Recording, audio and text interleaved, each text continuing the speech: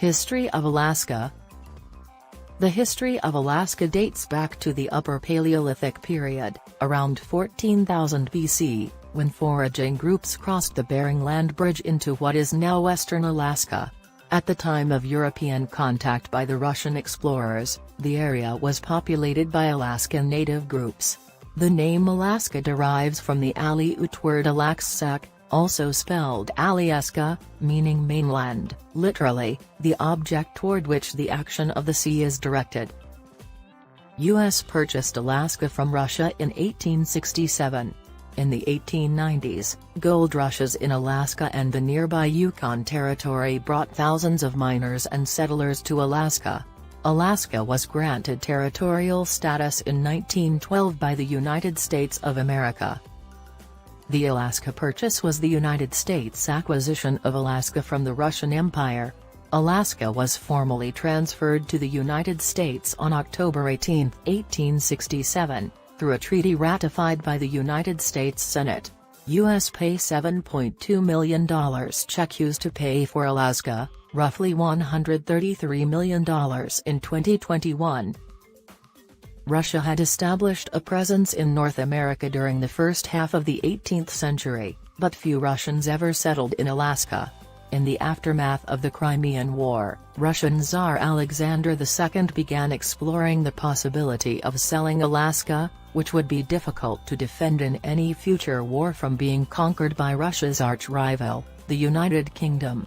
Following the end of the American Civil War, U.S. Secretary of State William Seward entered into negotiations with Russian Minister Edward de Stockel for the purchase of Alaska. Seward and Stockel agreed to a treaty on March 30, 1867, and the treaty was ratified by the United States Senate by a wide margin. Due to financial difficulties in Russia, the low profits of trade with Alaskan settlement, and the important desire to keep Alaska out of British hands all contributed to Russia's willingness to sell its possessions in North America. The purchase added 586,412 square miles, 1,518,800 square kilometers, of new territory to the United States for the cost of $7.2 million $1867. In modern terms, the cost was equivalent to $133 million in 2021 dollars or 37 cents per acre. Reactions to the purchase in the United States were mostly positive, as many believed possession of Alaska would serve as a base to expand American trade in Asia. Some opponents labeled the purchase as Seward's folly, or Seward's icebox, as they contended that the United States had acquired useless land. Nearly all Russian settlers left Alaska in the aftermath of the purchase. Alaska would remain sparsely populated until the Klondike Gold Rush began in 1896. Originally organized as the Department of Alaska, the area was renamed the District of Alaska, 1884, and the Alaska Territory, 1912, before becoming the modern state of Alaska in 1959. Alaska was granted U.S. statehood on January 3, 1959. In 1964, the massive Good Friday earthquake killed 131 people and leveled several villages. The 1968 discovery of oil at Prudhoe Bay and the 1977 completion of the Trans-Alaska Pipeline led to an oil boom. In 1989, the Exxon Valdez hit a reef in Prince William Sound, spilling between 11 and 34 million U.S. gallons. 42,000 and 130,000 cubic meters, of crude oil over 1,100 miles, 1,600 kilometers, of coastline. Today, the battle between philosophies of development and conservation is seen in the contentious debate over oil drilling in the Arctic National Wildlife Refuge. When Alaska was first purchased, most of its land remained unexplored. In 1865, Western Union laid a telegraph line across Alaska to the Bering Strait where it would connect, underwater, with an Asian line. It also conducted the first scientific studies of the region and produced the first map of the entire Yukon River. The Alaska Commercial Company and the military also contributed to the growing exploration of Alaska in the last decades of the 19th century, building trading posts along the interior's many rivers. In 1884, the region was organized and the name was changed from the Department of Alaska to the District of Alaska. At the time, legislators in Washington, D.C., were occupied with post-Civil War Reconstruction issues, and had little time to devote to Alaska. In 1896, the discovery of gold in Yukon Territory in neighboring Canada, brought many thousands of miners and new settlers to Alaska, and very quickly ended the nation's four-year economic depression. Although it was uncertain whether gold would also be found in Alaska, Alaska greatly profited because it was along the easiest transportation route to the Yukon goldfields. Numerous new cities, such as Skagway, Alaska, owe their existence to a gold rush in Canada.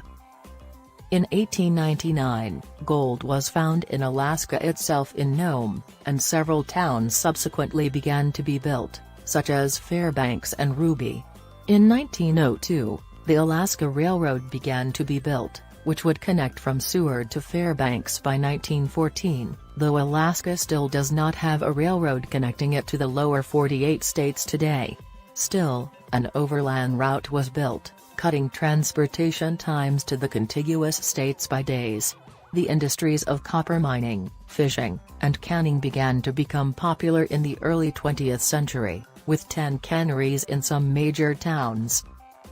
In 1903, a boundary dispute with Canada was finally resolved. By the turn of the 20th century, commercial fishing was gaining a foothold in the Aleutian Islands. Packing houses, salted cod and herring, and salmon canneries were opened. Another commercial occupation, whaling, continued with no regard for overhunting. They pushed the bowhead whales to the edge of extinction for the oil in their tissue. The Aleuts soon suffered severe problems due to the depletion of fur seals and sea otters which they needed for survival. As well as requiring the flesh for food, they also used the skins to cover their boats, without which they could not hunt. The Americans also expanded into the interior and Arctic Alaska, exploiting the fur-bearers, fish, and other game on which natives depended. When Congress passed the Second Organic Act in 1912, Alaska was reorganized, and renamed the Territory of Alaska. By 1916, its population was about 58,000. James Wickersham, a delegate to Congress, introduced Alaska's first statehood bill, but it failed due to the small population and lack of interest from Alaskans. Even President Warren G. Harding's visit in 1923 could not create widespread interest in statehood. Under the conditions of the Second Organic Act, Alaska had been split into 4 divisions. The most populous of the divisions, whose capital was Juneau, wondered if it could become a separate state from the other 3. Government control was a primary concern, with the territory having 52 federal agencies governing it. By the turn of the 20th century, a movement pushing for Alaska statehood began, but in the contiguous 48 states, legislators were worried that Alaska's population was too sparse, distant, and isolated, and its economy was too unstable for it to be a worthwhile addition to the United States. World War II and the Japanese invasion highlighted Alaska's strategic importance, and the issue of statehood was taken more seriously, but it was the discovery of oil at Swanson River on the Kenai Peninsula that dispelled the image of Alaska as a weak, dependent region. President Dwight D. Eisenhower signed the Alaska Statehood Act into United States law on July 4, 1958, which paved the way for Alaska's admission into the Union on January 3, 1959. Juneau, the territorial capital, continued as state capital, and William A. Egan was sworn in as the first governor. In July 1923, Warren Harding became the first sitting president to visit Alaska as part of his Pacific Northwest Voyage of Understanding. Harding arrived by boat from Seattle and made 9 stops in the territory via train which went from Seward to Fairbanks. On July 15 Harding drove in a Golden Railroad spike at Nenana. The train car in which he rode now sits in Fairbanks Pioneer Park. The depression caused prices of fish and copper, which were vital to Alaska's economy at the time, to decline. Wages were dropped and the workforce decreased by more than half. In 1935, President Franklin D. Roosevelt thought Americans from agricultural areas could be transferred to Alaska's Matanuska-Susitna Valley for a fresh chance at agricultural self-sustainment. Colonists were largely from northern states, such as Michigan, Wisconsin, and Minnesota, under the belief that only those who grew up with climates similar to that. The exploration and settlement of Alaska would not have been possible without the development of the aircraft, which allowed for the influx of settlers into the state's interior, and rapid transportation of people and supplies throughout. However, due to the unfavorable weather conditions of the state, and high ratio of pilots to population, over 1,700 aircraft wreck sites are scattered throughout its domain. Numerous wrecks also trace their origins to the military buildup of the state during both World War II and the Cold War. In 1971, with major petroleum dollars on the line, the Alaska Native Claims Settlement Act was signed into law by Richard Nixon. Under the act, natives relinquished Aboriginal claims to their lands in exchange for access to 44 million acres, 180,000 square kilometers, of land and payment of $963 million. The settlement was divided among regional, urban, and village corporations, which managed their funds with varying degrees of success. Oil production was not the only economic value of Alaska's land, however. In the second half of the 20th century, Alaska discovered tourism as an important source of revenue. Tourism became popular after World War II, when military personnel stationed in the region returned home praising its natural splendor. The Alaskan Highway, built during the war, and the Alaska Marine Highway System, completed in 1963, made the state more accessible than before. Tourism became increasingly important in Alaska, and today over 1.4 million people visit the state each year.